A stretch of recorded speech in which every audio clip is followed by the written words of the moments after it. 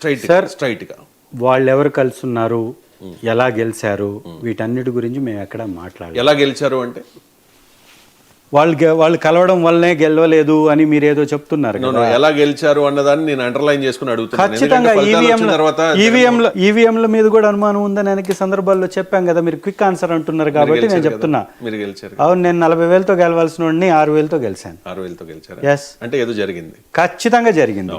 రెండవది, పవన్ కళ్యాణ్ గారిని జనాలు కూడా చూస్తున్నారు. వారు కలుసుంటారా కలిపేసుకుంటారా మాకు సంబంధంలా. వారిని విడివిడిగా చూడడం అనేది ప్రజలు మానేస్తారు. ఎందుకంటే నువ్వు ప్రశ్నిస్తానికే పార్టీ పెట్టానన్నావు, నువ్వు ప్రశ్నించట్లేదు. ప్రజల వైపున పోరాటం చేస్తానన్నారు, మీరు పోరాటం చేయట్లేదు. మీ అటవీ శాఖ అధికారిని కొడితేనే దిక్కు మొక్కు లేదు, ఆ ఎమ్మెల్యే మీద చర్యలే శూన్యం. పంచాయతీరాజ్ నిధులన్నీ ప్రైవేటు వ్యక్తులు కొట్టేస్తుంటే మీరు పట్టించుకోరు. గ్రామాలలో అభివృద్ధి పడకేసింది.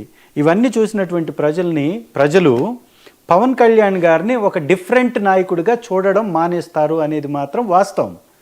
తెలుగుదేశం వేరు, జనసేన వేరు అనేది ప్రజలు మర్చిపోతున్నారు. తెలుగుదేశం కలిసి ఉన్నా, విడివిడిగా పోటీ చేసినా వారు చేస్తున్నటువంటి పరిపాలనని పట్టే ప్రజలు ఓట్లేస్తారు తప్ప, మొట్టమొదటిసారి సినీ గ్లామర్తో వచ్చినటువంటి వ్యక్తి కాబట్టి, ఆ కుటుంబానికి ఎన్నో సంవత్సరాల నుంచి సినిమా ఆదరణ ఉంది కాబట్టి కొంత వారి వైపు మొగ్గు చూపారు. రెండవది, అనేక అంశాల మీద కూడా వారు కమ్యూనిటీలో కూడా కులపరమైనటువంటి మాట్లాడకూడదు యాక్చువల్గా, బట్ మీరు ఓపెన్గా అడుగుతున్నారు కాబట్టి చెప్తున్నారు. వారి సొంత సామాజిక వర్గం వారిని సపోర్ట్ చేసింది అనేది వాస్తవం. అయితే ఒక నిమిషం, మీరు రేస్ చేశారు కాబట్టి కందుకూరు ఘటన గురించి కూడా నేను అడుగుతాను. ఈ లోపల కొల్లేరు ప్రాంతం అంటే వెస్ట్ గోదావరి నుంచి అనిల్ కాల్ చేశారు మీతో మాట్లాడడానికి. అనిల్ గారు ప్లీజ్. రవిశంకర్ గారు, ఎమ్మెల్యే గారితో మాట్లాడండి. ఎమ్మెల్యే గారితో మాట్లాడుతున్నారు కదా. మాది భీమడోల మండలం, ఆగడాలంక సార్. మాకు జడ్జి తీసి ఆగడాలంకలో ఫలానా ఇల్లు జగనన్న ఇచ్చిన కాలనీలో మాకు స్థలం వచ్చింది కానీ పట్టా ఇవ్వలేదండి. మరి ఇప్పుడు అది ఎవరిని ఎమ్మెల్యే గారిని అడగాలా, జడ్పీటీసీ నెంబర్ చెప్పమంటే? రైట్ అండి, మీ లోకల్ లీడర్స్ తో మాట్లాడండి. లోకల్ గా ఉన్న అధికారులతో, ఎంఆర్ఓతోనో, కలెక్టర్తోనో, ఎవరితో అయినా, ఆర్డీఓతోనో మీరు మాట్లాడి మీ సమస్యను పరిష్కారం చేసుకోండి. ఇది వేదిక కాదు, దయచేసి ఈ టాపిక్ గురించి మాట్లాడాలి అంటే మాట్లాడండి దయచేసి. ఇప్పుడు మీరు లైవ్ లో మాట్లాడే టాపిక్ గురించి ఒక మాట చెప్తాను సార్. చెప్పండి. ఇప్పుడు చంద్రశేఖర్ సార్ ఒక మాట చెప్తున్నారు కదా సార్. ఇప్పుడు తొక్కేసారి గురించి అయ్యిందనండి, జగనన్న గారి గురించి చెప్తున్నారు, డైరెక్ట్ పాలిటిక్స్ గురించి చెప్తున్నారు, అన్ని చెప్తున్నారు. కానీ జగనన్న వాళ్ళు ఉన్నవాళ్ళు, ఆ ఎమ్మెల్యేలు కానీ వాళ్ళ క్యాడర్ కానీ బయటకు వచ్చి సరైన రెస్పాన్స్ ఇవ్వట్లేదు. ప్లస్ అదొకటి, మొన్న ఈ ఆ నాని జోగి రమేష్ గురించి కానీ దానికి రెస్పాన్స్ ఇవ్వట్లేదు. రెస్పాన్స్ ఇవ్వనప్పుడు ఎమ్మెల్యే గారు చెప్పినా ఉన్న క్యాడర్ పోయినప్పుడు ఎమ్మెల్యే గారు వచ్చి ఈ దగ్గర అని చెప్పుకున్నా వేస్ట్ కాదండి. నాకు అర్థమైంది, నేను మాట్లాడతాను. చంద్రబాబు నాయుడు గారు తీసుకుంటూ వెళ్తున్నారు. చెప్పాలి కదా సార్, ఆ మాట చెప్పమని చంద్రబాబు గారిని. అదే చెప్తారు, మీకు ఆన్సర్ వస్తుంది ఖచ్చితంగా. నేను చెప్పిస్తాను ఒక నిమిషం మాట్లాడు సార్. రెండు విషయాలు మాట్లాడతాను. మొట్టమొదటిగా, పవన్ కళ్యాణ్ గారు జనసేన పార్టీ, చంద్రబాబు గారి తెలుగుదేశం పార్టీ కలిసే ఉంటుంది, దానివల్ల మీరు ఓడిపోయారు, రేపు కూడా మళ్ళీ ఓడిపోతారు, వాళ్ళు కలిసి ఉంటే అని చెప్తున్నారు మీరు. చంద్రబాబు నాయుడు గారు, పవన్ కళ్యాణ్ గారు ఇద్దరు కలిసి పరిపాలన చేస్తున్నా కానీ శ్రీ జగన్మోహన్ రెడ్డి గారు చేసినటువంటి పరిపాలన ముందు వారు దిగదుడిపే అనేటటువంటి పరిస్థితి రాష్ట్రంలో నెలకొని ఉంది అని వారి మాటల్లో కూడా చెప్తున్నారు. ఇప్పుడు వారు ఏమంటున్నారు, నాకు ఒక సమస్య ఉంది, దాన్ని ఎవరి దగ్గరికి పోవాలి అంటున్నారు. నిజంగా సచివాలయ వ్యవస్థ కానీ ఉన్నట్లయితే వాళ్ళ ఊరిలో సచివాలయం దగ్గరికి వెళితే అక్కడ పరిష్కారం జరిగేది. ఇవాళ సచివాలయ వ్యవస్థను నిర్వీర్యం చేశాడు కాబట్టి ఇలాంటి వారు మీ టీవీ ఛానల్కి రాగలిగినటువంటి వారు కూడా ఎక్కడికి వెళ్ళి పని చేయించుకోవాలో తెలియనటువంటి పరిస్థితిలో వారు ఉన్నారనేది వాస్తవము.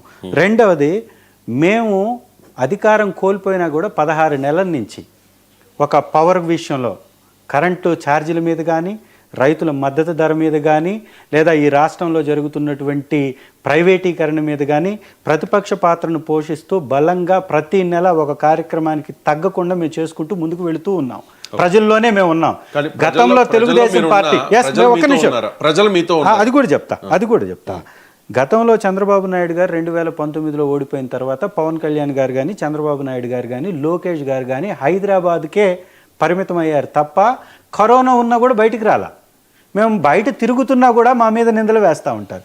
ప్రజలతో మాతో ఉన్నారు కాబట్టే మేము చేసినటువంటి ధర్నాలు కావచ్చు, ర్యాలీలు కావచ్చు, మేము ప్రభుత్వం వ్యతిరేకంగా ఇచ్చినటువంటి నినాదాలకు కావచ్చు పెద్ద ఎత్తున ప్రజలు మద్దతు తెలుపుతున్నారు, రోడ్ల మీదకి వస్తున్నారు. ఇవాళ జగన్మోహన్ రెడ్డి గారు ఎక్కడికి పోయినా కూడా కంట్రోల్ చేయలేనటువంటి పరిస్థితిలో ప్రభుత్వం ఉంది జనాల్ని. మరి వీళ్ళందరూ ఎట్లా వస్తున్నారు?